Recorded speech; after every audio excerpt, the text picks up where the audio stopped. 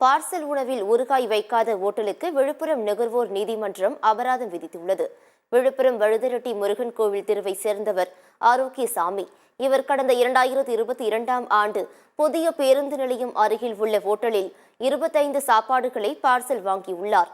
ஆனால் அதில் ஊறுகாய் இல்லாததால் ஓட்டலுக்கு சென்ற ஆரோக்கியசாமி ஊறுகாய் கூறிய 25 ரூபாய் திரும்ப தரும்படி கூறியுள்ளார். அதற்கு ஓட்டல் உரிமையாளர் மறுப்பு தெரிவித்து விட்டதால் ஆத்திரமடைந்த அவர் அம்மாவட்ட நுகர்வோர் குறைதீர் ஆணையத்தில் வழக்கு தொடர்ந்தார்.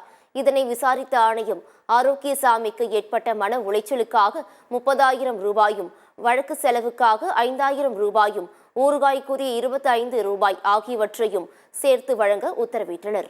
கோர்ட்டுக்கு ஏற்ற மாதிரி பாலமுருகன் ஒரு ஹோட்டல் இருக்குங்க. அந்த ஹோட்டலில் போய் கேட்டேன்.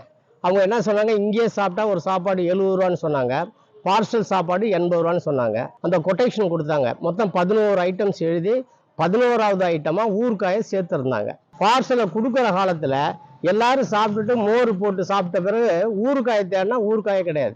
அவர் அங்கே ஸ்டாப்பை கூப்பிட்டு கேட்டார், என்னப்பா ஊறுகாய் வச்சிங்களா இல்லையா அப்படின்னு சொல்லி.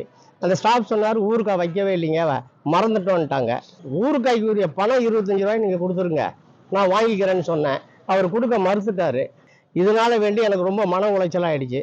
அதனால விழுப்புரத்தில் இருக்கிற நுகர்வோர் நீதிமன்றத்தில் வழக்கு தொடுத்தேன். இந்த மாதிரி இந்த ஊறுகாய் கொடுக்காது சேவை குறைபாடு தான். எனவே அதுக்கு அபராதமாக 30,000 ரூபா அபராதமும் 5,000 ரூபா வழக்கு செலவுக்கும் அந்த 25 ஊறுகாய்க்கு உரிய தொகை 25 ரூபாயும் 45 நாட்களுக்குள்ள 35,025 ரூபா கொடுத்துடணும்.